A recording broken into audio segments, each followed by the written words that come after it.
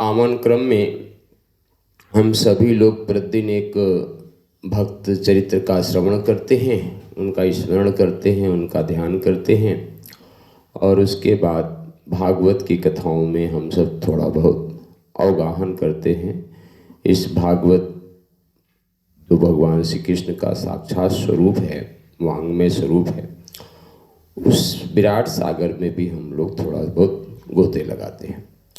तो चूँकि विगत 2 वर्षों में हमने श्री हित हरिवंश जी, जिन्होंने राधा वल्लभ जी को प्रकट किया, उनकी सेवा पूजा करके भक्तों को रस प्रदान किया, और कल हम लोगों ने श्री हरिदास जी के जीवन चरित्र और ठाकुर बांके बिहारी जी कैसे प्रकट हुए, इसके बारे में हम लोगों ने श्रवण किया। तो चूँकि वृंदावन के इस धाम में हरि त्रिवेणी बोला जाता है। हरि त्रिवेणी मतलब श्री हित हरिवंश जी, श्री हरिदास जी और तीसरे हरि श्री हरिराम व्यास जी।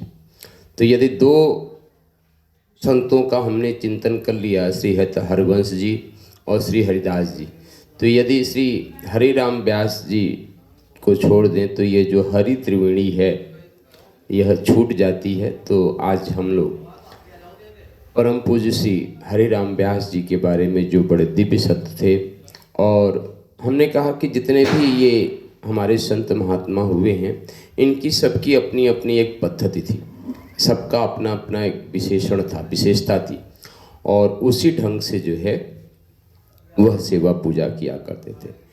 तो हरिराम व्यास जी का मतलब वे संतों को ही सर्वस्व मानते थे, वे ठाकुर जी को भी पीछे रखते थे। संतों की सेवा सबसे महत्वपूर्ण चीज़ थी। जैसे हित हरिवंश जी राधा वल्लभ संप्रदाय के, जिन्होंने प्रकट किया राधा वल्लभ जी को, उनके लिए ठाकुर जी का प्रसाद ही ठाकुर जी थे। कथा आती है, आज हमको सुनाएं कि वे प्रसाद को ही सर्वस्व मानते थे। बोलते थे ठाकुर जी की प्रसादी में और ठाकुर जी में कोई अंतर नहीं है।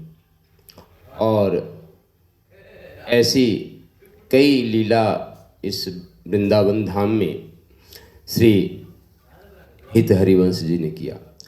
तो उसी तरीके से श्री हरिराम व्यास जी का जीवन चरित्र पे हम लोग थोड़ा बहुत दर्शन करेंगे, उनके जीवन चरित्र के बारे में हम लोग जानने का प्रयास करेंगे। और जब हम संतों का स्मरण करते हैं, संतों का ध्यान करते हैं और संतों के जीवन चरित्र को गाते हैं, तो उससे ठाकुर भी बड़े प्रसन्न होते हैं, क्योंकि ठाकुर ही सबसे बड़े संतों के चरित्र को सुनना पसंद करते हैं। इसीलिए जिन्होंने सर्वप्रथम भक्तमाल लिखा, परम पूज्य श्री नाभादास महाराज जी, तो उन्होंने मंगलाचरण में लिखा कि भक्ति भक्त भगवंत गुरु चतुर नाम बपु एक, और इनके पद बंधन किए नासे विघ्न अनेक। इसका भावार्थ देखते कि भक्ति भक्त भगवंत गुरु चतुर नाम बपु एक, और इनके पद बंधन किए ना विघ्न अनेक। दूसरा, नाभा जी लिखते हैं कि यदि आपको ठाकुर के दर्शन करने की इच्छा हो, ठाकुर को आप दर्शन पाना चाहते हो, ठाकुर जी से लाड़ लड़ाना चाहते हो, तो सबसे पहले आपको किसी न किसी संत के चरणों का आश्रय लेना पड़ेगा। जब तक आप किसी संत गुरु के चरणाश्रित नहीं होंगे, तब तक ठाकुर आपको कभी भी कृपा नहीं करेंगे। यह सिद्धांत भी है, सत्य भी है, और यही व्यवहारिक प्रायोगिक ज्ञान भी है कि जब तक आप किसी संत चरण का आश्रय नहीं लेंगे, तब तक आपको ठाकुर कभी नहीं रिझते। मतलब संत शिरोमणि गोस्वामी जी तो लिखते हैं रामचरित में कि मोह से अधिक संत कर लेखा। यहाँ पे ठाकुर जी स्वयं कर रहे हैं कि मेरे से ज़्यादा अधिक जो महत्व है वे संतों का, मोह से अधिक संत कर लेखा। संत की जो वाणी है, संत की जो सेवा है, वे ठाकुर जी तक पहुँच जाती है। और कुछ विद्वान तो यहाँ कहते हैं कि भगवान का महत्व ही संतों के माध्यम से होता है। जैसे मीरा, आज हम भगवान को जानते हैं, तो मेरे गिरधर गोपाल दूसरे ने कहा, तो किसने भगवान को देखा है? पर मीरा को हर व्यक्ति ने देखा है। मतलब जब समकालीन मीरा थी तो मीरा को हर व्यक्ति ने देखा। तो मीरा ठाकुर जी के होने का प्रमाण है। हमने आपको ठाकुर ने साक्षात नहीं देखा, पर मीरा को लोगों ने देखा। जैसे कि हमने आपको करमेती बाई की चरित्र बताया।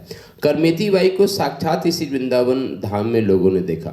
और वृंदावन धाम में तो सब कुछ इतना बड़ा संसार जिसके लिए लोग लाई रहते कि हमें ये मिल जाए, उन सब पे लात मार के करमेती बाई राजघराने को छोड़ के यहाँ आ गए।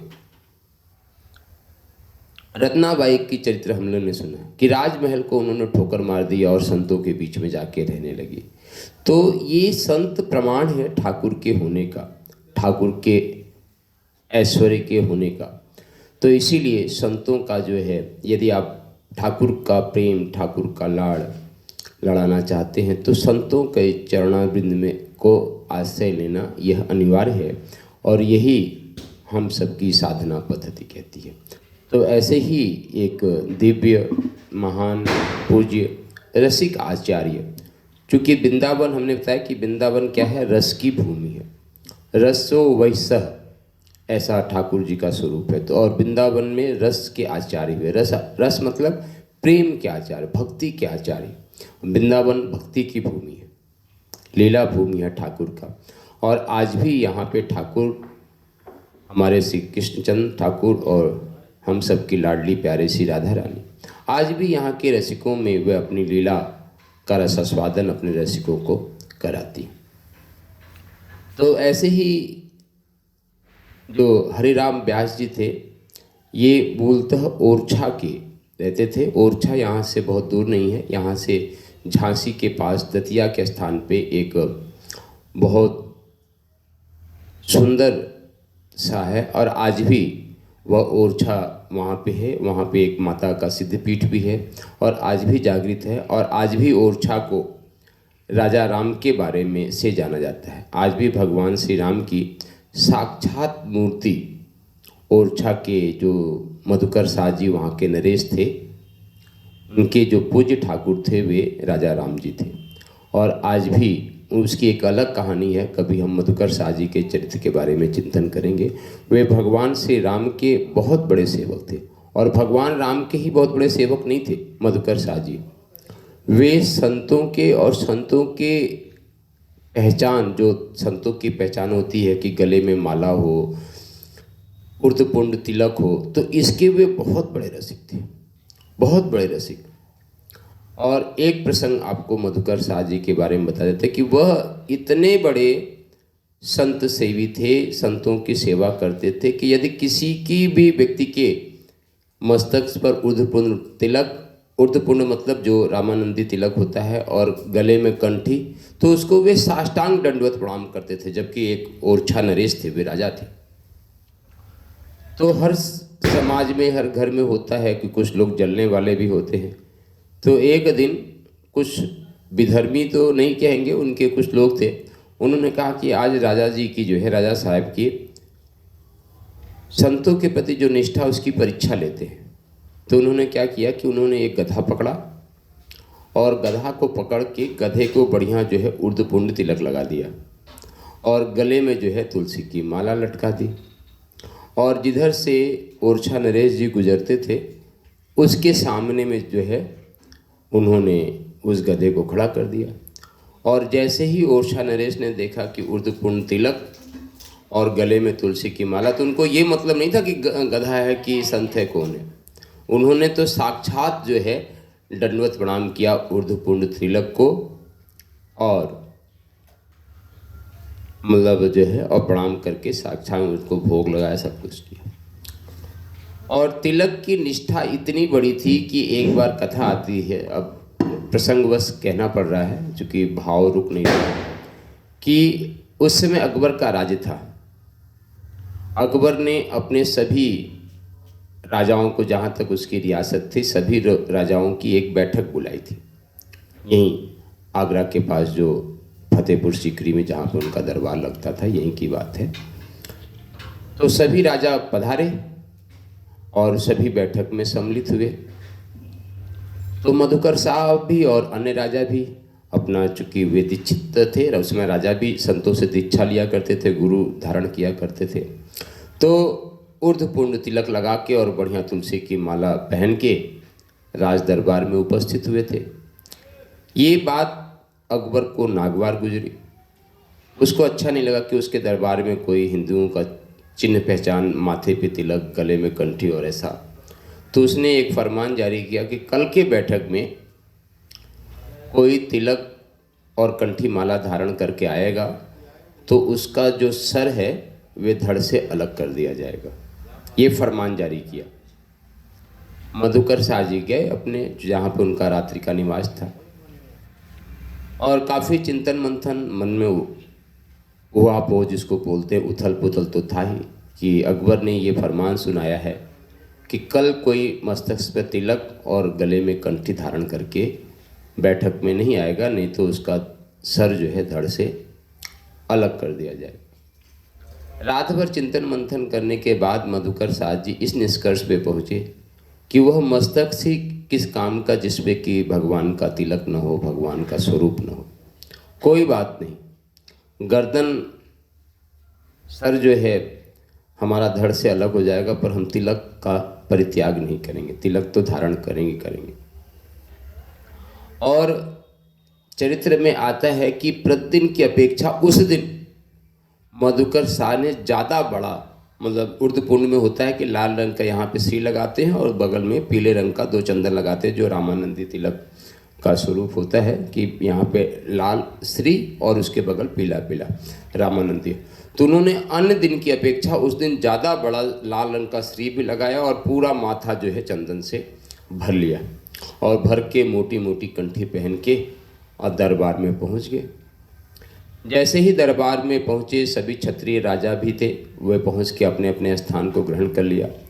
तो अकबर की तेवरी जो है वे चढ़ गई मधुकर शाह जी के चंदन को देखे, चूँकि मधुकर शाह जी को छोड़ के बाकी जितने राजा थे सब ने अपना तिलक त्याग दिया, सब ने तिलक नहीं लगा। सब ने कहा कि भाई चलो ठीक है, अकबर की खुशी के लिए हम अपना तिलक छोड़ देते हैं, कम से कम हमारा राज तो बचा रहेगा, शरीर तो बचा रहेगा, जिंदा तो रहेंगे। पर मधुकर शाह ने अन्य दिनों की अपेक्षा ज़्यादा बड़ा तिलक लगा के गए। और जैसे ही अकबर ने देखा कि आज तो मधुकर शाह जी जो ओरछा नरेश हैं वे अन्य दिनों की अपेक्षा ज़्यादा बड़ा तिलक लगा के, तो अकबर ने कहा कि सरकार, आपने कल की हमारी घोषणा नहीं सुनी थी। और जैसे ही अकबर ने ये कहा कि कल की आपने घोषणा नहीं सुनी थी, मधुकर शाह ने अपनी म्यान से तलवार निकाल ली और बोला कि सरकार, आपकी किसी भी जितनी ताकत हो, आके आज से हमारे से पहले तलवार पे बाजी लगा ले, उसके बाद फिर हमारे सर को जो है धड़ से अलग करना।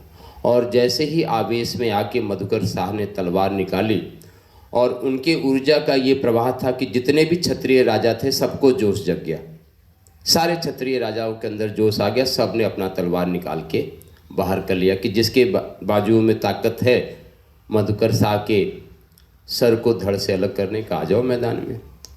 और जैसे ही अकबर ने यह लीला देखी कि यहाँ तो सभी क्षत्रिय राजा एक हो गए, सभी ने तलवार निकाल ली, तब उसने सोचा कि अभी यदि हम कुछ बोलते हैं तो हमारा ही सर से धड़ अलग हो जाएगा। फिर उसने स्वांग रचा, कहा, अरे सरकार, हम आपसे नाराज़ नहीं हैं, हम तो आपके श्रद्धा और निष्ठा की परीक्षा ले रहे थे, हमारे को आपके तिलक से कोई आपत्ति नहीं है, आप खूब तिलक धारण करें, खूब ठाकुर की सेवा करें, हमारे को कोई आपत्ति नहीं है। और वैसे ही जो है अकबर जो है पलटी मार गया, और पलटी मार गया तो फिर जो है, तो यह निष्ठा मधुकर शाह जी की थी कि गधे को भी तिलक छाप देख के, कंठी माला देख के प्रणाम करते हैं। और जब अपने तिलक और कंठी की बात आई तो उन्होंने कहा कि शरीर रहे चाहे नहीं रहे, पर यह पहचान, यह चिन्ह रहनी चाहिए, और उन्होंने उसको धारण किया रखा। और इसी मधुकर शाह के जो राजगुरु थे उनका नाम था हरिराम व्यास।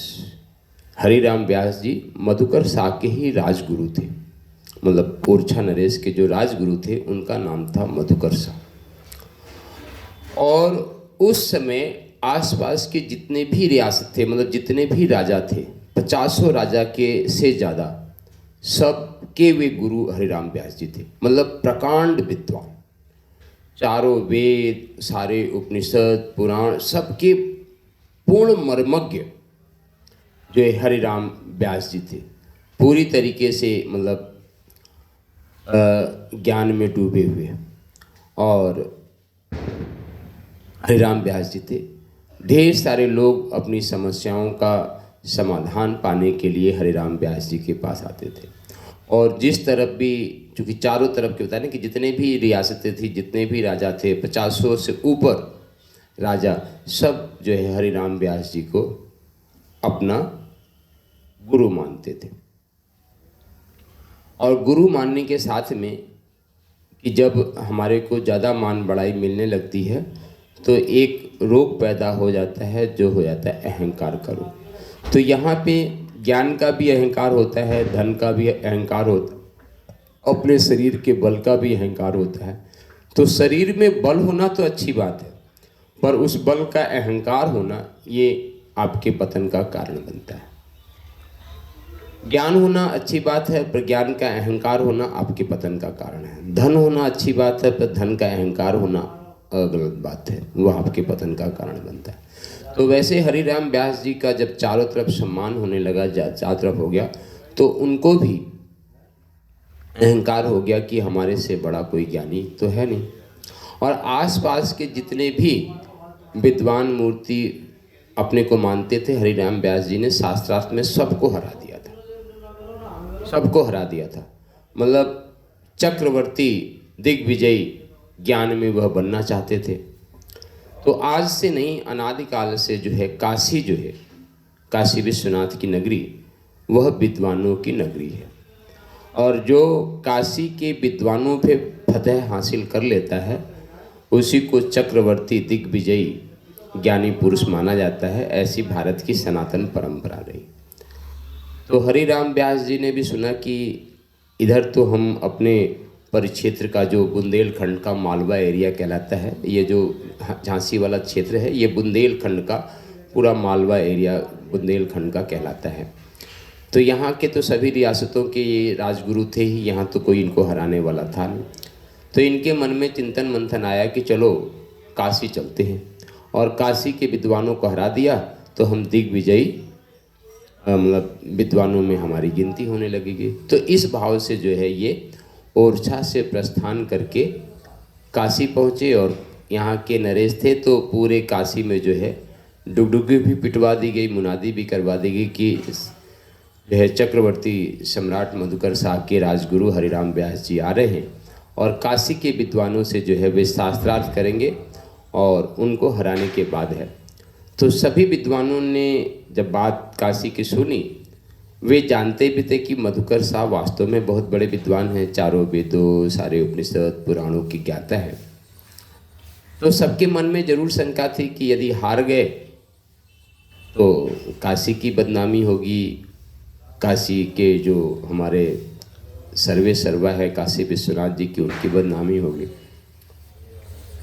तो सब लोगों ने युक्ति निकालनी चाहिए कि कुछ ऐसा करो कि इनसे शास्त्रार्थी करने का अवसर प्राप्त न हो, कुछ ऐसा लीला हो जाए। तो सभी काशी के विद्वान जो है वे विश्वनाथ जी की दरबार में गए। काशी विश्वनाथ जी का आज भी भव्य प्रांगण है, और वर्तमान सरकार ने भी उसका कितना बढ़िया जीर्णोद्धार किया है कि आज काशी जाके मन मुग्ध हो जाता। बहुत ही सुंदर प्रांगण बन चुका है। और यमुना, गंगा जी की तरफ से आप जब काशी विश्वनाथ जी के दर्शन करने आते हैं तो मन बड़ा आह्लादित, इतना साफ सुथरा सुंदर प्रांगण वर्तमान सरकार ने बनाया है। मुझे भी जाके दर्शन करने का सुअवसर प्राप्त हुआ, जबकि हम वहीं पैदा हुए हैं, तो उसी काशी की जन्मभूमि इस मिट्टी की भी है। तो सभी विद्वानों ने जाके विश्वनाथ भगवान से कहा कि सरकार ऐसी ऐसी बात है, एक हरिराम व्यास जी आ रहे हैं जो ओरछा नरेश के राजगुरु हैं, और उन्होंने डंका पीटा है कि हमारे को शास्त्रार्थ में कोई हरा देगा तो मानेंगे, नहीं तो हम जाएंगे। तब सभी काशी के विद्वानों ने कहा कि सरकार आप ही करो, क्योंकि यदि काशी के विद्वान हार जाएंगे तो कहीं ना कहीं आप हार जाओगे, आपकी बदनामी होगी, तो आप अपनी बदनामी कैसे बर्दाश्त करोगे, ये तो ठीक नहीं है। तो इतनी अनुनय विनय प्रार्थना काशी विश्वनाथ के श्री चरणों में सभी ब्राह्मण करके और हो गए। उनको काशी विश्वनाथ पे पूरा पूरा विश्वास था कि बाबा जो है कोई न कोई रास्ता जरूर निकालेंगे। इधर हरिराम व्यास जी काशी विश्वनाथ जी के श्री चरणों में पहुंच गए। विद्वान मूर्ति तो थे ही, तो आज भी काशी का नियम है कि जब काशी पहुँचे तो सबसे पहले काशी के कोतवाल भैरवनाथ भगवान का दर्शन करें। नियम यही है कि पहले आप काशी जाए तो सीधे विश्वनाथ मंदिर दर्शन करने नहीं जाना चाहिए। सबसे पहले वहाँ के जो कोतवाल भैरवनाथ जी हैं, बगल में ही है काशी भैरवनाथ जी का मंदिर, आप काशी के कोतवाल कहे जाते हैं। भैरवनाथ भगवान का दर्शन करें और भैरवनाथ का दर्शन करने के फिर जो है आप काशी विश्वनाथ के श्री चरणों में जाएं, ये नियम है।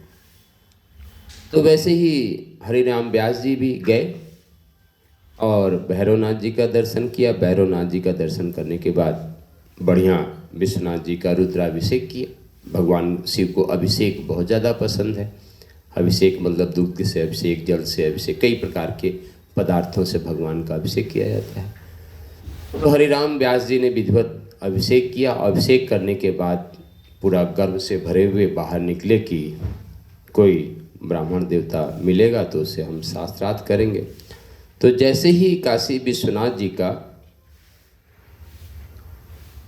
निकल के बाहर आए तो एक बड़ा दीनहीन अपना एक कपड़ा डाले जो है वहीं पे एक ब्राह्मण देवता मिले, एकदम सामान्य से दिखने वाले ब्राह्मण देवता। उन्होंने हरिराम जी को, व्यास जी को प्रणाम किया। कह सरकार आपको प्रणाम। तो उन्होंने भी प्रणाम किया ब्राह्मण देवता समझ के। और वृद्ध मूर्ति तो और है, तो उन्होंने कहा कि सरकार हमारे मन में एक प्रश्न है, सुना है कि आप ओरछा से आए हो और बहुत बड़े विद्वान हो, तो एक मेरे मन की जिज्ञासा का समाधान कर दो। उन्होंने कहा कि ठीक है, पूछिए क्या पूछना चाहते हैं आप। तो बोले कि ये जो आपने ज्ञान अर्जित किया है, इस ज्ञान अर्जन का लाभ क्या है? इस ज्ञान अर्जन कोई व्यक्ति करता है तो उससे क्या लाभ होता है? हरिराम व्यास जी भी थोड़ी देर के लिए दाएं बाएं ऊपर नीचे देखे, बोले ये कोई प्रश्न है कि ज्ञान की जो आपने ज्ञान अर्जित किया, इस ज्ञान का लाभ क्या है, क्या इसका फायदा होता है इस ज्ञान को अर्जित करने से? फिर एक वृद्ध ब्राह्मण ने पूछा तो वो भी काशी का, तो वो भी दिमाग पे जोर दिए कि भाई ये प्रश्न पूछा तो इसका जवाब तो देना ही पड़ेगा। तो उन्होंने कहा कि हाँ, ज्ञान अर्जन करने का सबसे बड़ा फायदा होता है कि व्यक्ति का विवेक जागृत होता है। व्यक्ति का ज्ञान से विवेक का जागरण होता है। विवेक क्या है? विवेक का मतलब होता है कि सत्य और असत्य में क्या भेद है, इसका जो व्यक्ति सटीक जो है जान ले कि यह चीज़ सत्य है और यह चीज़ असत्य है, इसमें जो भेद करने में समर्थ हो उसी को विवेकवान कहते हैं। हम भी आपको परसों नरसों बताए थे कि बुद्धि और विवेक दो चीज़ होती है। बुद्धि मतलब एन केन प्रकारेण हमारी स्वार्थ सिद्धि हो जाए, उसको हम बुद्धि कहते हैं। बुद्धि मतलब हमको कोई चीज़ चाहिए तो वे एन केन प्रकारेण किसी तरीके से हासिल कर लें, ये तो होती है बुद्धि। ये मैं अपने मन से बता रहा हूँ, अपने मन से मतलब जो हमने अध्ययन किया कि बुद्धि का मतलब यही होता है एन केन प्रकारेण। और आज समाज में जितना भी उठापटक हो रहा है वे बुद्धि के कारण हो रहा है। और विवेक क्या है? विवेक ये है कि आदर्शों के रास्ते पे चल के हम सही रास्ते पे चलेंगे, भले हमारी इच्छा पूर्ति हो चाहे नहीं हो, पर हम गलत रास्ते को नहीं अपनाएंगे, ये होती है विवेक। तो हरिराम व्यास जी ने भी यही जवाब दिया कि सत्य और असत्य में भेद करने की जो सामर्थ्य है उसी को विवेक कहते हैं। और विवेक ही आपको विद्या देती है, और विद्या ददाति विनयम, विद्या आपको विनम्र बनाती है। ये सारी बातें जो है हरिराम व्यास जी ने बताया। बोले सरकार अच्छा, ये चीज़ तो जो आपने बताई ये सारी बातें सही है कि ज्ञान से विवेक का जागरण होता है, विवेक की प्राप्ति होती है, पर साथ में ये भी आप बताएं कि विवेक तो जागृत हो गया, पर इस जीवन का मूलभूत उद्देश्य क्या है? विवेकवान तो है, आपने ज्ञान का तो उदाहरण दे दिया, पर जीवन का मूलभूत उद्देश्य क्या है? यहाँ पे फिर हरिराम व्यास जी ऊपर नीचे दाएं बाएं देखे, पर वृद्ध एकदम सामने खड़े हैं, उनकी अवहेलना भी नहीं किया जा सकता, और शास्त्रार्थ करने ही आए थे। तब उन्होंने कहा कि भाई जीवन का मूल उद्देश्य तो भगवत प्राप्ति है, और भगवत प्राप्ति के बिना यह जीवन व्यर्थ है। शास्त्रों में तो यही लिखा हुआ है कि शास्त्रों में यही लिखा है कि जीवन का एकमात्र उद्देश्य, भगवान हमको यह जीवन देता है तो एकमात्र उद्देश्य है भगवत प्राप्ति। जीवन का और कोई दूसरा उद्देश्य है ही नहीं, किसी शास्त्र में कहीं नहीं लिखा हुआ। जीवन का एकमात्र उद्देश्य है भगवत प्राप्ति, और भगवत प्राप्ति नहीं होता है तो जीवन में आपका है जितना कुछ भी सब कुछ हासिल कर लें, आपका जीवन व्यर्थ है। चाहे जितना पैसे इकट्ठा कर लो व्यर्थ है, चाहे जितना लोग आपको जानने लगे वे व्यर्थ है, चाहे जितना आप ज्ञानवान हो वे सारा व्यर्थ है। तो जब हरिराम व्यास जी ने कहा कि जीवन का मूल उद्देश्य है भगवत प्राप्ति, तो उस बूढ़े ब्राह्मण ने कहा कि क्या आपको भगवत प्राप्ति हो गया? और जैसे ही यह प्रश्न उस बूढ़े ब्राह्मण ने कहा कि हरिराम व्यास जी निरुत्तर हो गए। उनके पास इसका कोई जवाब नहीं था कि हमको भगवत प्राप्ति हो गया कि नहीं हो गया। शास्त्रों को पढ़े थे, शास्त्रों को जानते थे, और भगवत प्राप्ति के क्या लक्षण होते वो भी जानते थे। फिर वो मौन हो गए, और मौन होके तब उनको लगा अरे हमने इतना सब कुछ पढ़ के जो है व्यर्थ हो गया। फिर वे बिना किसी से शास्त्रार्थ किए और बड़े चुपचाप जो है पुनः वापस कहाँ लौट आए? ओरछा। हाँ, गए थे शास्त्रार्थ करने कि वहाँ पे काशी के ब्राह्मणों को हरा के और हम दिग्विजयी विद्वान बन के और वहाँ से लौटेंगे। पर वहाँ पे एक वृद्ध ब्राह्मण के ही 3 प्रश्नों में उलझ गए, और 3 प्रश्नों में उलझने के बाद चूँकि विद्वान तो थे ही, उन्होंने किसी से शास्त्रार्थ नहीं किया और सीधे शांति से आके ओरछा विराजमान हो गए।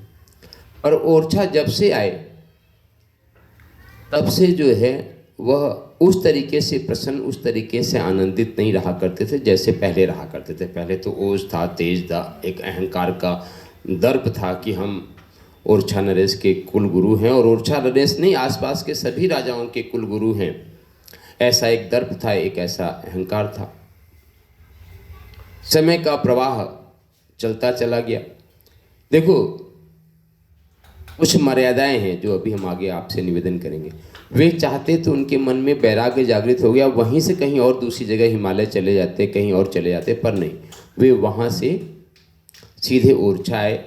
और ओरछा आके जो अपनी दैनिक दिनचर्या थी, ओरछा नरेश के राज दरबार में जाना, कोई प्रसंग आए उसका जवाब भी देना, पर वह जो अंदर के जो उल्लास था, उत्साह था, वे खत्म हो गया। और वे जानते थे कि जब तक किसी संत चरण का आश्रय नहीं लेंगे तब तक हमारे जीवन का कल्याण संभव नहीं है। विद्वान मूर्ति जानते, एक कथा नहीं, भारत के कई महापंडितों महाज्ञानियों की कथा आती है। एक रामानुजाचार्य जी के समय की कहानी वो भी बताएंगे। वे हरिराम व्यास जी से ज़्यादा विद्वान मूर्ति थे। उनको भी ये पता, विद्वान तो थे, बड़े बड़े राजा साष्टांग उनको दंडवत प्रणाम करते थे, ज्योतिष के और निरुक्त के, छंद के, बहुत बड़े ज्ञाता। पर वह प्रसंग अलग है, यहाँ पे था। तो हरिराम व्यास जी उदास होने लगे, और भगवान जिसके ऊपर कृपा करते हैं तो कृपा करते हैं। तो उस समय आपको बता दिया कि वृंदावन जागृत हो चुका था। यहाँ पे श्री हित हरिवंश जी, श्री हरिदास जी, ये सब अपने ठाकुर से लाड़ लड़ाना शुरू कर दिए थे, वृंदावन जागृत होने लगे थे। और इन्हीं संप्रदाय के संत यहाँ से दूर दूर जाके भगवान के यश का प्रचार भी करने लगे थे। जैसे कल हमने बताया था कि हरिदास जी के एक शिष्य लाहौर तक पहुँच गए और वहाँ पे ठाकुर जी की चर्चा बताई, तो वहाँ पे सेठ जी इत्र लेके ही चल पड़े। कल की कहानी वे सुनाए थे। वैसे ही राधा वल्लभ संप्रदाय से श्री हित हरिवंश जी से दीक्षित एक संत श्री नवल किशोर दास जी जो है वे ओरछा पहुंच गए।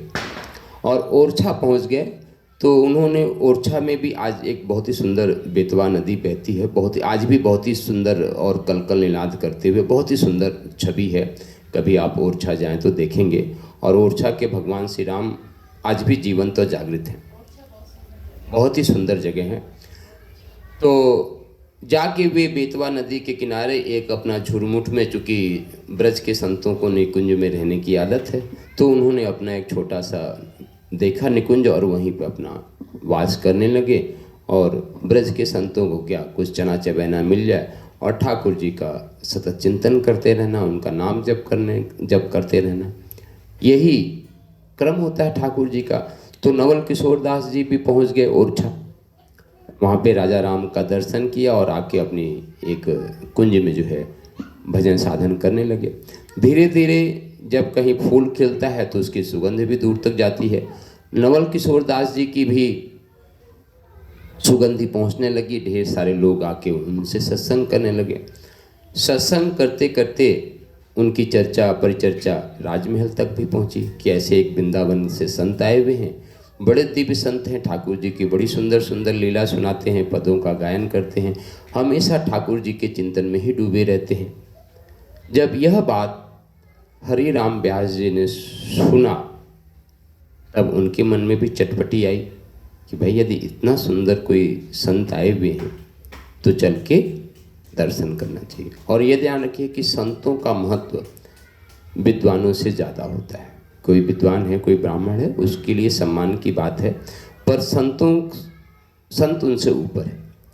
तो चाहते थे, राजगुरु थे हरि राम व्यास जी, श्री नवल किशोर दास जी को महल में भी बुलवाया जा सकता था, पर उन्होंने कहा यह मर्यादा के खिलाफ है। कोई व्यक्ति यदि आपसे बड़ा है, आप जिसका सम्मान करते हैं, उसको कभी बुलावा नहीं भेजना चाहिए, उसके पास स्वयं जाना चाहिए। तो यह जानते हुए हरि राम व्यास जी जो है स्वयं नवल किशोर दास जी के पास प्रातःकालीन जब होता है संध्या बंदन के बाद, मतलब 8-9 बजे का समय, यदि आप मान के चलो, हरि राम व्यास जी पूज्य नवल दास जी के पास स्वयं श्री चरणों में पहुँचे, साष्टांग दंडवत प्रणाम किए। और दंडवत प्रणाम करने के बाद, जैसा कि अपना महाराज जी की आदत थी, उन्होंने अपने श्री राधा वल्लभ सरकार की और श्री हित हरिवंश जी की यश गुगु गाना शुरू किया। क्योंकि संतों का एक ही काम है, संत अपना यश नहीं गाते, या तो भगवान ठाकुर जी का नाम जप करेंगे या ठाकुर जी की किसी लीला का आपको श्रवण कराएंगे, यही संतों की पहचान होती है। तो बहुत ही सुंदर पद का गायन किया है। उस पद को मैं आपको भावार्थ में बता देता हूँ कि वही कि राधा वल्लभ श्री हित हरिवंश जी के पास में जो है श्री राधा जी और श्री वल्लभ जी, मतलब दोनों हैं, और दोनों आनंद में जो है पूरी तरीके से विभोर हैं। इतने सुंदर पदों का गायन किया कि हरि राम व्यास जी एकदम मुग्ध हो गए, एकदम आनंद हो गए। बोले ऐसे कौन से ठाकुर हैं जिनकी इतनी सुंदर आप वर्णन कर रहे, इतनी सुंदर छवि है। तब नवल किशोर दास जी ने कहा कि यदि ये जानना चाहते हैं तब तो आपको श्री वृंदावन धाम चलना पड़ेगा, क्योंकि वृंदावन धाम में ही यह स्वरूप प्रकट होता है। वहीं की भूमि में यह सामर्थ्य है कि ठाकुर जी वहाँ पे नित्य रास नित्य विलास करते हैं। तो हरि राम व्यास जी ने कहा कि यदि जब चलना है तो फिर यहीं से चल पड़ो, वापस अब महल जाने की जरूरत नहीं है। श्री नवल किशोर दास जी कहते नहीं, एक बार तो घर से थोड़ी सी तैयारी हुआ। बोले ना, तैयारी क्या करना, जब सुबह से अति शीघ्र, जब शुभ काम करना ही है तो बस यहीं से चलिए, अब वापस कहीं नहीं जाने की जरूरत है। और वहीं से श्री नवल किशोर दास जी के साथ जो है वे वृंदावन धाम के लिए प्रस्थान किए। पर प्रस्थान करने के साथ कहीं न कहीं वे ज्ञान का और ज्ञान की पिपासा और शास्त्रार्थ करने का उनका जो मन में कीड़ा था, वे कीड़ा बना रहा। तो कथा में आती है कि 5 बैलगाड़ी पे उन्होंने पुस्तकों को रखवाया अपने साथ, जो कि वो तो खबर भेजने की जरूरत थी, खबर भेज दिया कि जितनी भी पोथी पन्ना है वे सारे बैलगाड़ी पे ला दो। तो आता कि 5 बैलगाड़ी पे पूरा पोथी शास्त्रों को भर के हरि राम व्यास जी ओरछा से चले। यहाँ से बहुत दूर भी नहीं है, आगरा के बाद झांसी के बाद यहाँ से पास में ही है।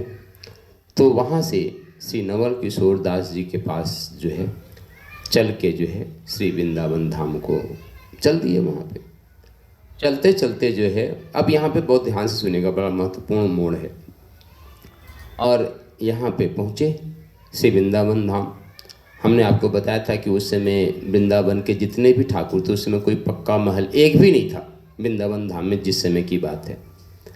तो सारे ठाकुर निकुंजों में वास किया करते थे और वहीं पे उनकी हुआ करता था।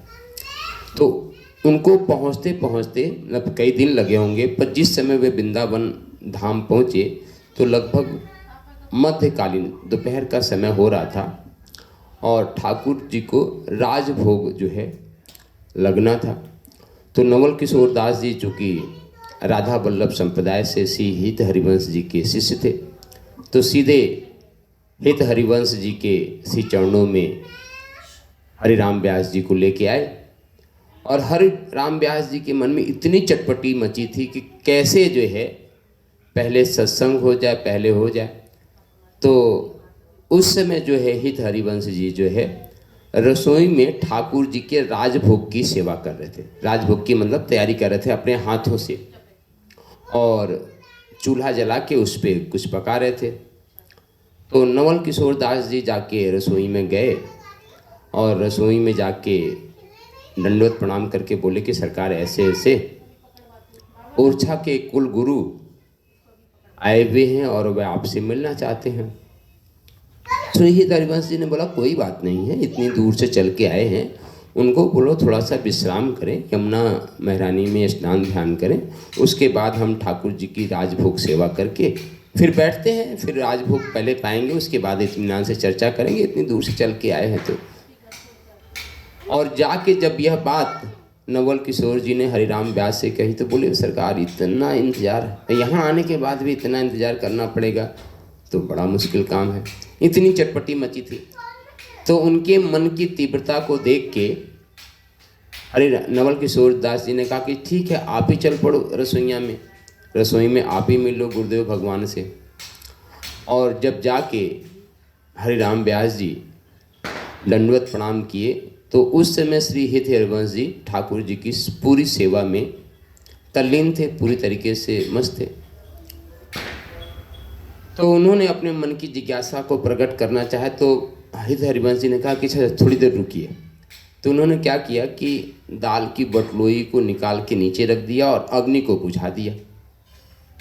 जब अग्नि को बुझा दिया और दाल को नीचे निकाल के रख दिया, तब हरिराम व्यास जी कहते हैं सरकार आपने ये क्या किया? अरे एक तरफ दाल भी पकती रहती, एक तरफ हम लोग सत्संग भी कर सकते। तो बोले कि सर हम दाल नहीं पका रहे थे, हम ठाकुर की सेवा कर रहे थे, और सेवा होता है तन मन धन तीनों से। तो धन को तो अलग हटा दो, पर तन और मन दोनों जब तक वहाँ पे पूरी तरीके से नहीं लगेगा तो ठाकुर की सेवा अधूरी मानी जाएगी। कि हम आपसे बात भी करें, मन तो आधा आपके पास है और आधा वहाँ पे है, तो ये काम नहीं। और मन की विशेषता क्या है? मन की विशेषता है कि मन एक समय में एक ही जगह रह सकता। मन जो है एक साथ दो जगह नहीं जा सकता, ये मन की गति है। मन जहाँ भी रहेगा वह एक ही जगह रह सकता। यही तो उद्धव से गोपियाँ कहती ना, उद्धव मन न भय 10 20, तो एक तो जो गयो श्याम था, एक ही मन था जो श्याम के साथ चला गया। तो यहाँ भी यही हित हरिवंश जी कहते हैं कि सरकार हम मन से पूरी ठाकुर जी की सेवा कर रहे थे और आपको सत्संग की इतनी चटपटी मची हुई है कि आप कुछ देर मतलब इंतजार भी नहीं कर सकते। तो ठीक है पहले आपसे सत्संग कर लेते हैं और सत्संग करने के बाद जो है फिर हम चर्चा करेंगे। तो जब पूरा ये ज्ञान विज्ञान दिया, समझाया हरिराम व्यास जी को कि मन जो है एक ही जगह लग सकता है, दूसरी जगह नहीं लग सकता, ऐसे पूरी चर्चा परिचर्चा में हरिराम व्यास जी को अपनी गलती का बोध हो गया। बोले कि आज तक हम यही गलती करते रहते थे कि हमको अपने अहंकार की चिंता थी, हमने अपने मन को कभी ठाकुर की ओर लगाया ही नहीं। और जैसे ही उनको विद्वान मूर्ति को अपनी गलती का एहसास होता है तो तुरंत उसका वे प्रायश्चित करते हैं, क्षमा प्रार्थना करते हैं। वहाँ पे उन्होंने हित हरिवंश जी से क्षमा प्रार्थना की, सरकार आप अपनी दाल अपने ठाकुर जी की सेवा करो, हम आपसे बाद में चर्चा करेंगे, अभी तो हम स्नान ध्यान करने के लिए जाते हैं। और वहाँ से वे निकले और जाके जो है यमुना पुलिन में स्नान ध्यान किया और यमुना पुलिन में स्नान ध्यान करने के बाद जो है पुनः आए, पुनः हित हरिवंश जी से दीक्षा ली और हित हरिवंश जी दीक्षा के साथ में जो है उन्होंने संतों की सेवा का जो है ये उनको आदेश दिया कि आप वृंदावन में आने वाले संतों की सेवा को। कथाएं में ढेर सारे उनके जीवन का कथानक है कि हरि राम व्यास जी संतों के इतने एकनिष्ठ थे, इतने एकनिष्ठ थे कि संतों की हर तरीके से सेवा पूजा करते थे। और जब कोई संत हरि राम व्यास जी के पास आ जाए तो उनकी सारी युक्ति होती थी कि यह संत यहाँ से छोड़ के कहीं दूसरी जगह नहीं जाए, यहीं रह जाए। तो एक बार एक संत जी आए और संतों का काम क्या होता है? संतों का काम होता है विचरण करते। संतों को, उन्हीं संतों को अच्छा माना भी जाता है जो विचरण करते रहते। एक जगह स्थिर हो जाए तो उनकी अवहेलना शुरू हो जाती। संत मतलब वही जो विचरण करता रहे। तो ऐसे संत आते, पर जब संत आश्रम छोड़ के जाते तो हरिराम व्यास जी को बड़ा कष्ट। ऐसे ही एक नवयुवक संत आया हरिराम व्यास जी के पास और वे महीने भर रुके। महीने भर के बाद वे कहते हैं कि सरकार अब तो हमारे को आज्ञा दो और हम यहाँ से प्रस्थान करेंगे। बोले कहाँ प्रस्थान करोगे? बोले जहाँ ठाकुर जी ले जाएंगे वहाँ चले जाएंगे, हम तो विचरते रहते हैं पूरे भारत के तीर्थों पे। हरिराम व्यास जी को वह संत बहुत प्यारे थे और उनको ये लग रहा था कि ये संत किसी तरीके से नहीं जाए तो बड़ा अच्छा। अब क्या जुक्ति मुक्ति करें कि कैसे संत को रोका जाए? तो उन्होंने एक बहुत ही सुंदर युक्ति निकाली। आप सुनिएगा कि जो संत थे वे रामानंदी संत थे और वे अपने शालिक राम भगवान की सेवा किया करते थे। आज भी नियम है आश्रमों का कि जब किसी आश्रम में कोई संत भगवान आते हैं तो यदि उनके पास व्यक्तिगत ठाकुर होते हैं तो वे अपने ठाकुर को मंदिर के पुजारी को दे देते हैं कि आप वहीं रख दो और अपने ठाकुर के साथ हमारे ठाकुर की भी सेवा पूजा करते रहना। क्यों? क्योंकि यहाँ पे गड़बड़ होती है कि यदि ठाकुर जी उनके अपने पास रहेंगे तो या तो सेवा पूजा करके भोग के समय मंदिर में ला कर रख देते हैं कि जब मंदिर में ठाकुर जी को भोग लगेगा तो इसी तरह, क्योंकि यदि ठाकुर जी हमारे पास रहेंगे तो अमनिया भोग उनको रसोई से लेना पड़ेगा, फिर अपने ठाकुर को भोग लगाना पड़ेगा। अमनिया जो है एक एक संत को मिलना बहुत मुश्किल होता है। तो आज भी लगभग आश्रमों का ये नियम है कि आश्रम में कोई संत आते हैं, यदि उनके पास अपने ठाकुर जी हैं तो भले सुबह की सेवा पूजा आरती पूजा करते समय ले जाओ, पर राजभोग के समय ला के आप मंदिर में रख दो। तो वह संत भी कहे कि सरकार अब तो हम प्रस्थान करेंगे तो हमारे ठाकुर जी को आप हमारे को दे दो। उन्होंने कहा कि ठीक है, अभी तो ठाकुर जी को राजभोग लग के पट बंद हो गया है, जब उत्थापन भोग 3 बजे होगा तो आपके ठाकुर जी को हम दे देंगे, कोई बात नहीं।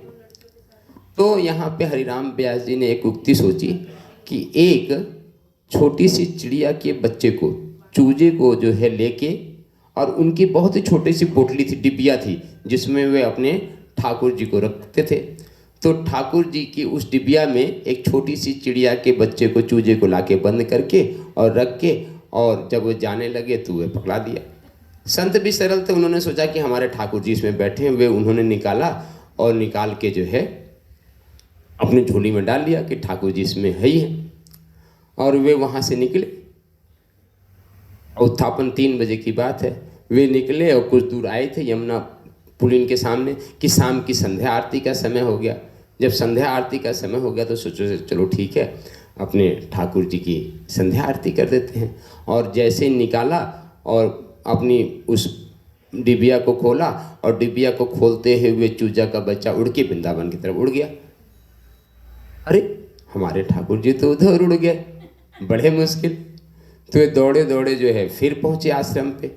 हरिराम व्यास जी से निवेदन करें, हमारे ठाकुर जी आए हैं। बोले हाँ हाँ ठाकुर जी अभी उड़ के आए हैं यहाँ पे। अभी भी बोले कि अभी अभी ठाकुर जी जो है उड़ के आए हैं, मंदिर में बैठे हैं। तब हरिराम व्यास जी कहते हैं कि देखिए संत भगवान, हम आपसे पहले ही निवेदन कर रहे थे कि आप यहाँ से छोड़ के मत जाओ। जब आपके ठाकुर जी यहाँ से नहीं जाना चाहते तो आप क्यों जाना चाहते हो? वे संत को एक बात समझ में आ गई कि जब हमारे, अब संत भोले भाले, वे सोचे कि जब हमारे ठाकुर जी चिड़िया का रूप उड़ के आके पुनः मंदिर में विराज हो गया तो इसका मतलब हमको भी वृंदावन छोड़ के नहीं जाना चाहिए। फिर वे संत भगवान ने कहा कि ठीक है भाई, जब हमारे ठाकुर जी की ही इच्छा वृंदावन छोड़ के जाने की नहीं है तो हम भी वृंदावन नहीं जाएंगे। तो ऐसे ढेर प्रकार के संतों की लीला करते थे। और हमने बताया कि हरिराम व्यास जी की सबसे बड़ी भक्ति संतों की सेवा थी। उन्हीं का एक पद भी आता है जो व्यक्तिगत रूप से मुझे बहुत अच्छा लगता है, और इसी एक पद को आश्रय मान के हम बरसाने में 9 साल रहे। और वह पद है, काहू के बल भजन के, काहू के आचार, व्यास भरोसे कुंवर के, सोवत पांव पसार। मतलब यदि आप वृंदावन आ गए ना, तो यहाँ पे भजन तब करने की कोई आवश्यकता नहीं। यहाँ तो राधे राधे करो और चैन से 56 भोग मालपुआ रसमलाई हमारी मतलब जलेबी और रसगुल्ले खाओ और पड़े रहो। यही है ना, काहू के बल भजन के, काहू के आचार, व्यास भरोसे कुंवर के, सोवत पांव पसार। मतलब राधा रानी का ध्यान करो और आराम से चकाचक माल खा के पड़े रहो। यही बरसाने की वृंदावन की साधना है। तो ऐसे ही ढेर सारी घटनाक्रम आती। एक घटनाक्रम को चूंकि कहना जरूरी है, जब बहुत दिन हो गया तब जो है इसी बीच में पत्राचार भी हो रहे। उधर मधुकर साहब भी बड़े परेशान थे, चूँकि उनके कुल गुरु राज पुरोहित जो है गायब हैं। जो विद्वान मूर्ति थे उनके राजमहल की एक शोभा थे, और वे वृंदावन आ गए तो उनका कोई अता पता नहीं, वे जाने का नाम भी नहीं ले रहे। तो पहले तो वे पत्राचार भेजते रहे, पत्रों का ज़माना आ चुका था, पर पत्रों का कोई इधर से जवाब ही नहीं जाए। तो वे फिर ब्राह्मणों को भेजना शुरू किए। ब्राह्मण भी आए, हरिराम व्यास जी से कहें कि सरकार नरेश आपको याद कर रहे हैं, आप पधारो। बोले कहाँ यहाँ से जाना, ऐसा कुछ। तो एक बार मधुकर शाह जी ने 100 ब्राह्मणों को भेजा और यह कह के भेजा कि यदि तुम लोग हरिराम व्यास जी को, मतलब हमारे कुल गुरु जी को साथ में लेके नहीं आते हो तो तुम लोग अपने प्राणों को त्याग कर देना, नहीं यहाँ आओगे तो प्राणांत का जो है आपको दंड मिलेगा। 100 ब्राह्मण आए और बड़ा निवेदन किया। निवेदन करने के बाद जो है प्रार्थना की कि सरकार आप चलो, ओरछा चलो, नहीं जाओगे तो हमारे को मृत्युदंड मिल जाएगा, हम 100 ब्राह्मण मारे जाएंगे, आप चलो। अब हरि राम व्यास जी भी बड़े असमंजस में कि यदि हम जाते हैं तो हमारा मन तो अंदर से कर नहीं रहा है, और नहीं जाते हैं तो हमारे कारण इन 100 ब्राह्मणों को मृत्युदंड प्राप्त होगा। बड़े असमंजस में।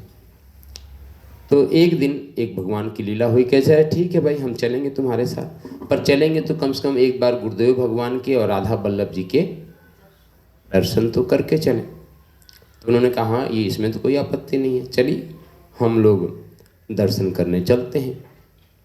तो आज भी जो वृंदावन के वास्तविक रसिक हैं, आप यहाँ भी देख सकते हैं, यदि उसके लिए आपको कई दिन लगातार बिहारी जी, राधा वल्लभ जी, राधा रमण जी जाना पड़ेगा। आज भी वृंदावन के आसपास जो रहने वाले रसिक हैं, आज भी मैंने सुना कि लोई बाजार में कोई एक दुकानदार है, वे बिहारी जी के सारे आरतियों का दर्शन करता है, और जब आरती का समय होता है दुकान पर कोई है चाहे नहीं, दुकान का गुल्लक खुला उला छोड़ के उनके वे आरती में पहुँच जाता है। आज भी अभी वर्तमान में मेरे को बता रहा था कि और कुछ है नहीं, पूरा गुल्लक भी नहीं कि ताला, क्योंकि ताला बंद करने में भी आरती छूट जाएगी, तो वह सब कुछ छुड़ा होकर और दौड़ के लपक के आता, आरती करेगा, आरती करके पुनः दुकान में पहुंच जाता है। ऐसे हमने बरसाना में देखा है कि माताएं सुबह मंगला आरती करने के लिए लगता है कि आज देर हो रही, चूँकि गोसाई कभी कभी आगे पीछे कर देते हैं मंगला आरती, औरतें बुढ़िया तक भागती हैं कि कहीं मंगला छूट न जाए, मंगला के दर्शन करना है।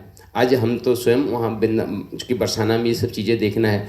कई व्यापारी हैं जो श्रृंगार का दर्शन करते हैं, यदि उनको किसी कारण से नहाने धोने में लेट हो जाता है, उनको लग रहा कि घंटी बज रही है, तो दौड़ के भागते हैं कि कम से कम आरती पूरा होने तक हम पहुंच जाएंगे। दौड़ते हुए हमने देखा एक से एक को।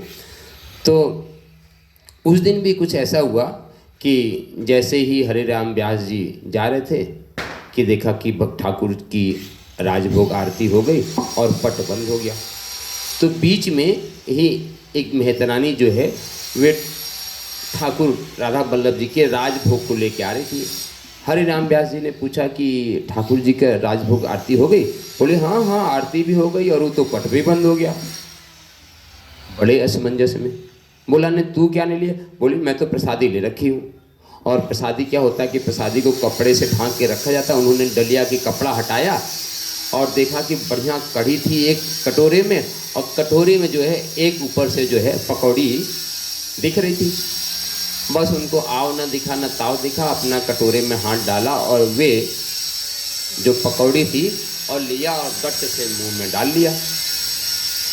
अब उनको तो देखो प्रसादी दिख रही है, पीछे 100 ब्राह्मण, उनको वे मेहतरानी दिख रही है और मेहतरानियों का कोई ब्राह्मण खा नहीं सकता। और यहाँ तो उसकी डलिया में से उन्होंने पकौड़ी निकाली और कट खा ली। अब जो है ब्राह्मणों में खुशबू होने लगा, ये तो अपना मतलब पद ही छोड़ दिया, अब तो ये ब्राह्मण ही नहीं रहे, अपना पद भ्रष्ट हो गया।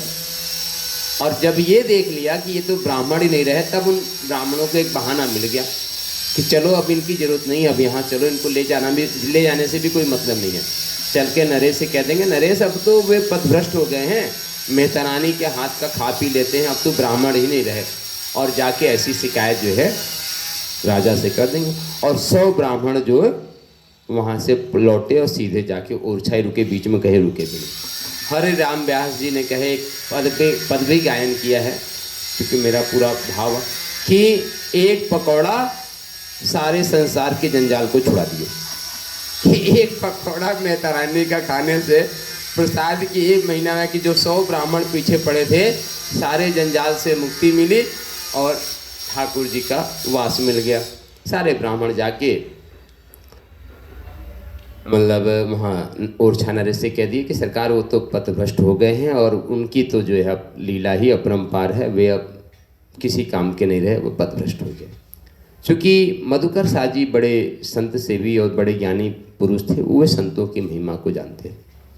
बोले अब किसी से काम नहीं चलेगा, अब मुझे स्वयं जाना पड़ेगा, तब जाके जो है बात बनेगी, तो ही हमारे कुल गुरु जो है हरिराम व्यास जी वापस आएंगे।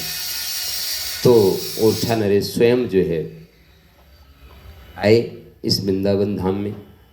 उन्होंने अनुनय विनय किया कि सरकार आपके बिना हमारा राजमहल सुना सुना सा लगता है, वह प्रकाश जो आपके राजमहल में उपस्थित होने से जो प्रकाश छाया रहता, वे प्रकाश अब नहीं दिखता है, तो आप कृपा पूर्वक जो है वहाँ पे पधारो। और सारा उन्होंने कहा। तो अब नरेश को वे क्या जवाब दें? हरिराम व्यास जी ना हाँ का जवाब दें ना जवाब दें कि मैं जाऊँगा कि नहीं जाऊँगा, मौन रहे वे। अब राजा तो साम दाम भेद दंड सभी जानते हैं, सभी तरीके जानता है। तो उन्होंने कुछ अपने सेवकों से हित हरिवंश जी को खबर भेजी कि आप यदि हित हरिवंश जी कह देते हैं कि आप यहाँ से अपने राज्य को जाओ, तो ये चल पड़ेंगे। तो जब उनके मंत्रियों ने हित हरिवंश जी को समझाया, तो हित हरिवंश जी ने मौन स्वीकृति दे दिया कि ठीक है, यदि हमारे पास आते हैं तो मैं बोल दूंगा कि आप अपने राज्य को जाओ। यह बात किसी तरीके से हरिराम व्यास जी के पास पहुंच गया कि हमारे गुरुदेव भगवान ने भी स्वीकृति दे दी है कि इनको आप अपने साथ ले जाओ। बड़े चिंतित हुए, बड़े परेशान हुए कि क्या करें। अब गुरुदेव भगवान के पास जाते हैं और गुरुदेव भगवान कह देते हैं कि आप यहाँ से जाओ, तो गुरुदेव भगवान की आज्ञा का टाला जा नहीं सकता है ना, क्योंकि गुरु के साथ मर्यादा ही यही होती है, करिष्ये वचनम, तो जो आप कहोगे मैं वे करूँगा, करिष्ये वचनम, तो गुरु आज्ञा है। जब करिष्ये वचनम तो उन्होंने कहा कि अब क्या युक्ति निकालें इसका। तो बड़े दुखी मन से वे गए यमुना पुलिन में, यमुना महारानी को प्रणाम किया और वहाँ पे स्नान किया। स्नान करने के बाद अपने पूरे मुख में जो है कालिख पोत लिया, मतलब काला काला पूरा मुख काला कर लिया। और एक गधे पे बैठे और गधे पे कहते हैं कि पनहियों की माला पहन ली और गधे पे बैठ गए। और गधे पे बैठ के जो है फिर भगवान को प्रणाम करने के लिए राधा वल्लभ जी को, लोगों ने देखा कि हरिराम व्यास जी पूरा मुंह काला किए हुए और गधैया पे बैठे हुए, ये पनहियों की माला पहने हुए ठाकुर जी के पास क्यों जा रहे हैं। बात पहुँचते पहुँचते हित हरिवंश जी के पास पहुँच गई। हित हरिवंश जी ने उनको प्रणाम किया। बोले सरकार ये रूप क्यों? बोले सरकार इस वृंदावन दिव्य धाम से कहीं बाहर जाना पड़े तो इसका मतलब चोरी की गति है। चोरों की गति यही होती है कि यदि चोरी करते हुए कोई व्यक्ति पकड़ा जाता है तो उसका मुंह काला किया जाता है, पन्हियों की माला पहना जाती है, गदही पे घुमाया जाता है। तो हमने भी ठाकुर की कोई चोरी किया होगा, ठाकुर जी मेरे से नाराज हैं, इसलिए जो है वृंदावन से हमको विदा किया जा रहा है। तो जब हित हरिवंश जी ने उनके इस स्वरूप को देखा तो वो भी द्रवित हो गए। बोले आपको किसने कहा कि यहाँ से जाना है? बोले सरकार हमने सुना था कि आपकी भी संस्तुति मिल गई। बोले हमने तो किसी से कहा नहीं। यहाँ पे हित हरिवंश जी ने बोला और हित हरिवंश जी ने उनको आशीर्वाद दिया कि नहीं, आप निरंतर अपने जीवन के अंतिम सांसों तक जो है आप वृंदावन वास कीजिए। अपने ठाकुर युगल, उनके ठाकुर का नाम था युगल बिहारी सरकार, युगल बिहारी के साथ आप लाड़ लड़ाइए और यहाँ से आपको कहीं जाने की आवश्यकता नहीं है। यह देखिए, यह यहाँ पे ये अंतिम पड़ाव है। अंतिम पड़ाव है कि इससे पहले तो उन्होंने गुरु दीक्षा ले ली थी, पर गुरुदेव का जो एक पूरा अंतःकरण से आशीर्वाद था वह नहीं मिला था। इस घटनाक्रम के बाद जो है उनको श्री हित हरिवंश प्रभु का पूरा आशीर्वाद मिल गया कि नहीं, आप निरंतर यहाँ पे वास कीजिए और अपने युगल ठाकुर के साथ अपना लाड़ लाए। जब यह पूरी बात मधुकर साहब जी के पास भी पहुँची तब उन्होंने कहा कि हम ठाकुर के प्रति और अपने गुरुदेव भगवान के प्रति हम ऐसा धृष्टता नहीं करेंगे। उन्होंने भी प्रणाम करके अपने ओरछा धाम को लौट गए और श्री जो है हमारे हरिराम व्यास जी निरंतर रह के अंतिम सांसों तक ब्रज में संतों की सेवा की। एक से एक लीला, भी तो हमने आपको 2 ही 3 लीला सुनाई। संतों की एक से एक, जो भी संत उनके पास आ जाए तो उनकी पूरी कोशिश यही रहती थी कि ये संत हमारे को छोड़ के, आश्रम को छोड़ के किसी, और ढेर लीला आती थी कि कहीं संतों का कपड़ा चुरा ले। संतों का कपड़ा तक चुरा लेते थे कि वो झोली खोज रहा कि जाना है, अब झोली ही नहीं मिल रही उसको। एक संतों के ऐसे झोली पूरा गायब कर दिया और वो संत कह रहा कि अच्छा मैं यहाँ रहूँगा तो कैसे रहूँगा मैं? बोले सरकार आप रुकने का तो प्रण करो, अभी सब कुछ नया मिल जाएगा आपको। और जैसे ही वे कहे कि ठीक है मैं कहीं नहीं जाऊँगा, उसको नया झोली, नया कपड़ा, नया लत्ता, नया कमंडलू सब उसको नया दे दे। और जो कि पुराना खुद ही चुरवाते थे कि जब चोरी हो जाएगी तो इसी चक्कर में ये साधु संत नहीं जाएंगे। तो इस प्रकार से ढेर सारी लीला जो है हरि राम व्यास जी संतों की सेवा करने के लिए किए। और संतों की सेवा, यदि सिद्धांत कहता है भक्तमाल, हम भी यहाँ रह के भक्तमाल भी हमारा कहने का एकमात्र आशय है कि ठाकुर कहीं हमारे ऊपर भी कृपा करें। क्योंकि यदि आप ठाकुर की कृपा पाना चाहते हो तो संतों का यश गान करो, संतों की कृपा करो। अब आप कितने मन से सुनते हो ये आप जानो, पर इन सारी कथाओं को, सारी लीला को मैं पूरे मन से, पूरे भाव से, जो मेरा सामर्थ्य बन पड़ रहा है, मैं पूरे असामर्थ्य भी नहीं बन पा रहा। मैं बताऊं कि इसमें मैं स्वयं एक भाव दशा में हूँ। मेरी वाणी मैं ज़बरदस्ती बोलने का प्रयास कर रहा हूँ कि जब बोलूँगा नहीं तो कथा नहीं होगी। नहीं तो मैं भी अपने कमरे में रहता हूँ तो पूरे भाव दशा में रहता हूँ पूरा, चूँकि मैं भी इनका चिंतन मंथन करता हूँ। जब संतों का चिंतन मंथन करते हैं तो आपका भाव भी वैसा ही रहता है। तो यह हरिराम व्यास जी की लीला है, यह वृंदावन धाम का, चिन्मय धाम की जो है महत्ता है। और यहाँ भी आज भी यहाँ के संतों में, यहाँ के साधकों में भगवान आज भी अपनी जो नित्य लीला विहार है वे आज भी करते हैं। बस आवश्यकता है अपने मन को, अपने भाव को, अपने हृदय को ठाकुर जी से जोड़ने की। तो बोलो युगल बिहारी सरकार की जय हो, बांके बिहारी लाल की जय हो, जय जय श्री राधे।